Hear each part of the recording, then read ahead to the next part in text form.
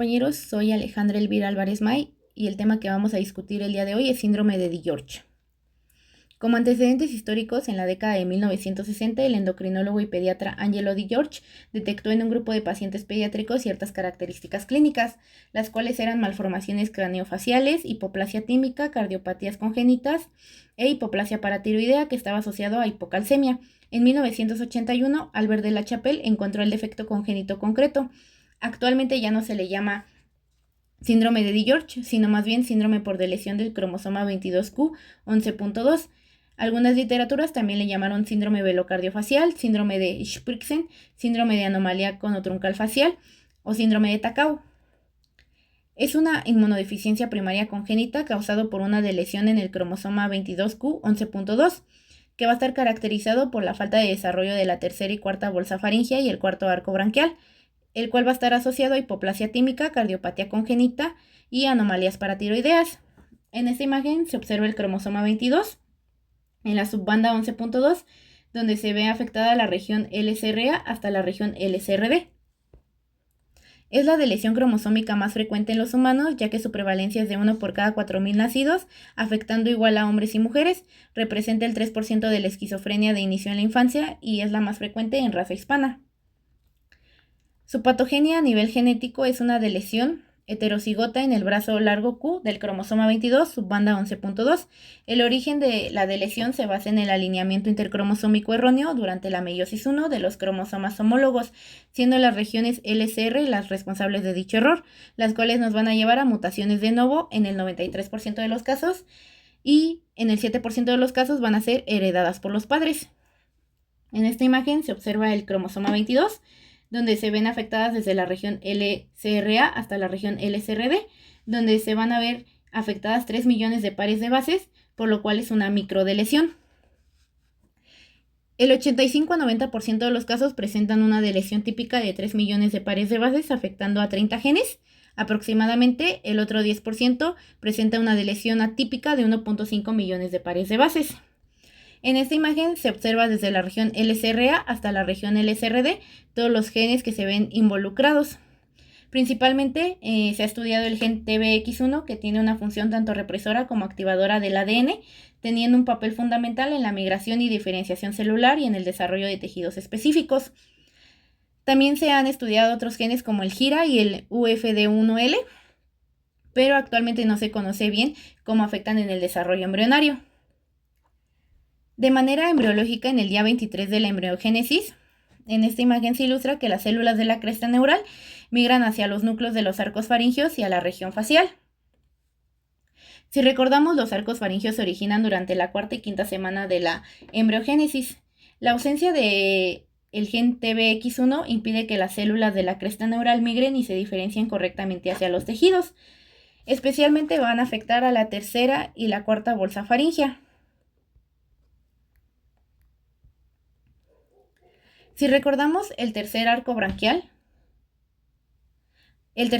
faríngeo, la región dorsal se diferencia en la glándula paratiroidea inferior y la región ventral se va a diferenciar en el timo.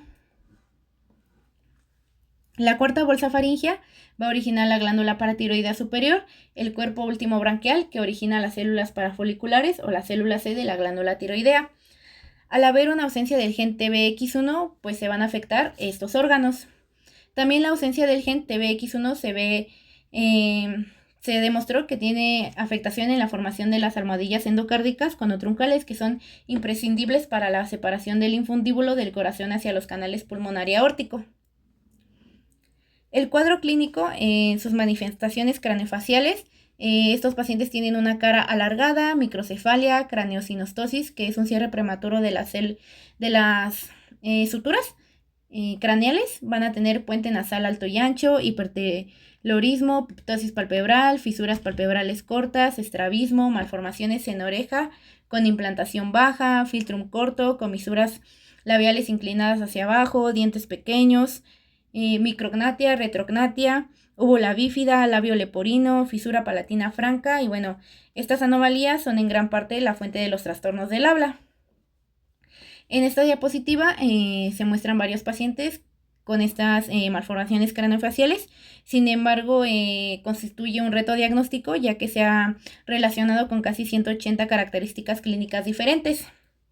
Incluso llegué a leer que estos pacientes en la infancia no llegan a presentar estas malformaciones, sino ya se ven más demostradas hasta la adultez, como se observa en este paciente.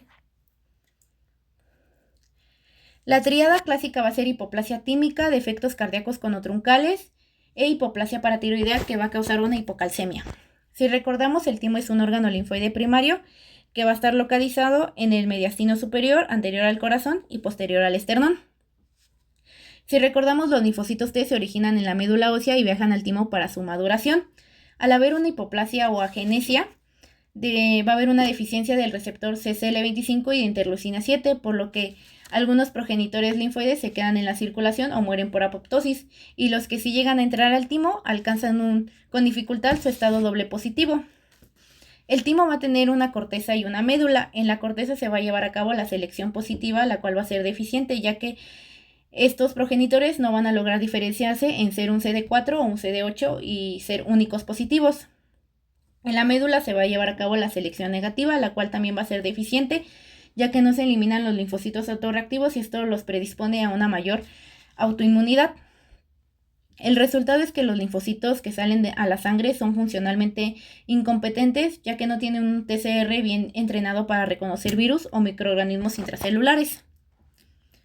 Si bien los linfocitos T maduros normalmente expresan receptores como CCR7, en una hipoplasia o agenesia va a haber una deficiencia del receptor CCR7. Esto va a afectar a los órganos linfoides secundarios y como hallazgos histopatológicos en el ganglio linfático, en la paracorteza, que es la zona T dependiente, se observe casi vacía.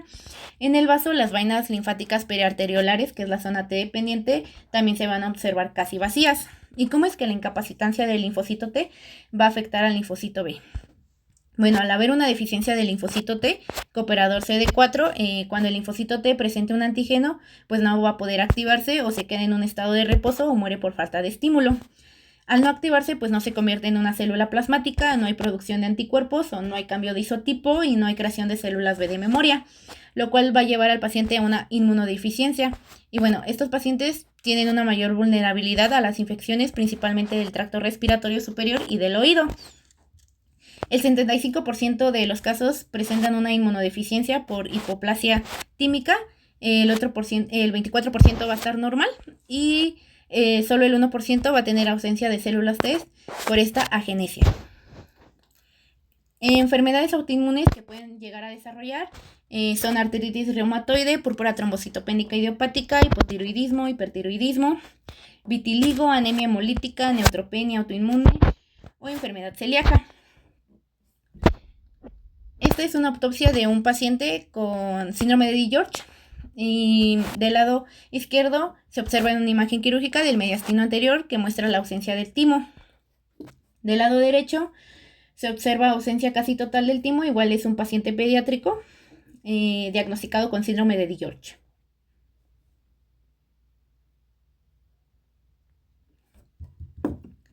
En la histopatología, ¿qué vamos a encontrar?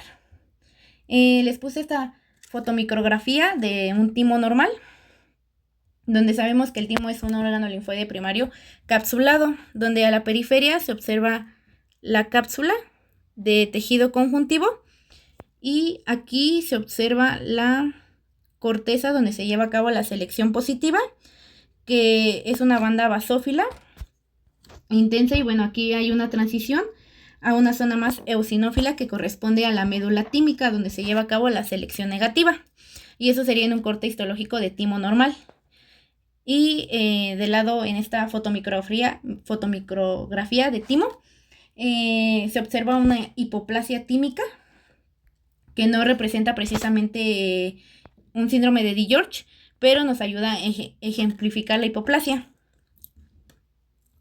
Es igual un timo teñido con H&E, corte histológico teñido con H&E, donde se observa hipoplasia del parénquima y asimismo es sustituido por tejido adiposo, que sería esto. Además observamos una zona residual de la corteza, que sería esto, y la médula, que vemos que está como chiquita, por así decirlo, de manera coloquial, pero pues esto se le llama una hipoplasia. Y bueno, eso veríamos en un timo normal y en una hipoplasia. En efectos cardiovasculares se presenta la tetralogía de Fallot, coartación de la aorta, tronco arterioso, una CIA, arco aórtico interrumpido, estenosis pulmonar, CIB, corazón izquierdo hipoplásico, persistencia del conducto arterioso. En el 60% presentan hipoplasia paratiroidea, que es un hipoparatiroidismo congénito que lleva a una hipocalcemia. De manera clínica, estos pacientes presentan episodios de tetania, calambres musculares y crisis convulsivas en el periodo neonatal. Otras manifestaciones clínicas pueden ser en el sistema respiratorio como fístula traqueoesofágica, tráquea corta con disminución de anillos, cartílago tiroideo anormal, traqueomalacia, brancomalacia, etc. Gastrointestinales, atresia esofágica, estenosis atresia anal, etc. Renal y genitourinarias, duplicaciones renales, agenesia renal, testículos no descendidos, hidronefrosis, etc. Esqueléticas, presentan escoliosis, polidactilia, dedos largos y cónicos, etc. Dermatológicas, estos pacientes tienen rash cutáneo, asociadas a malignidad, hepatoblastomas, carcinomas de células renales, tumor de Wilms, asociadas a cognitivas, psiquiátricas y comportamentales. Hay un retraso en el desarrollo psicomotor, también presentan déficit de atención e hiperactividad, trastornos de ansiedad y pueden desarrollar esquizofrenia, que como le comentaba representan el 3% de esquizofrenia en la infancia. Como diagnóstico tenemos criterio mayor y criterios menores. Como criterio mayor, hipocalcemia neonatal, insuficiencia velofaringia, arco aórtico interrumpido o cardiopatía conotruncal. Criterio menor, enfermedad psiquiátrica, retraso en el desarrollo psicomotor e inmunodeficiencia. Y bueno, ¿cómo vamos a diagnosticar este síndrome? Bueno, tenemos que hacer un FISH 22Q y el FISH, que es una hibridación in situ fluorescente. Y bueno, ¿por qué preferimos este a comparación de un cariotipo convencional? Bueno, este FISH puede detectar microdelesiones, que pues es lo que estamos viendo, ¿no? Puede realizarse en metafase o en células de interfase que no se dividen. Esta es una imagen del Robbins, donde, bueno, en el laboratorio se crea un fragmento de ADN que es el espejo exacto de la región 22Q11.2, que sería nuestra zona de control, que sería este cromosoma, ¿no? Que creó el laboratorio. Vemos que los dos puntitos verdes nos indican el cromosoma 22 y los dos puntitos rojos específicamente es la región 11.2. Y bueno, aquí se va a lanzar una sonda directamente hacia el cromosoma, que sería el otro, que es este, donde vemos que se marcan los dos puntitos verdes, que nos indica que es el cromosoma 22. Sin embargo, no se marcan los dos puntitos rojos, ya que hay una ausencia de la subbanda 11.2, lo cual nos indicaría una deleción. Este es otro FISH de un lactante de 4 meses con tos y expectoración, diagnosticado con síndrome de DiGeorge. Muestra una deleción del cromosoma 22Q 11.2. Como les decía, tenemos la zona de control, que es el fragmento de ADN que fue creado por el laboratorio, que es la zona de control. El puntito verde nos indica que es el cromosoma 22 y el puntito rojo nos indica que es la subbanda 11.2. Bueno, aquí se lanza nuevamente la sonda dirigida contra el cromosoma 22 para su marcaje. Tenemos que sí se marca que es el cromosoma 22, sin embargo no se marcan los dos puntitos rojos que nos indicarían que está la subbanda 11.2. Y bueno, esto también nos indica una deleción.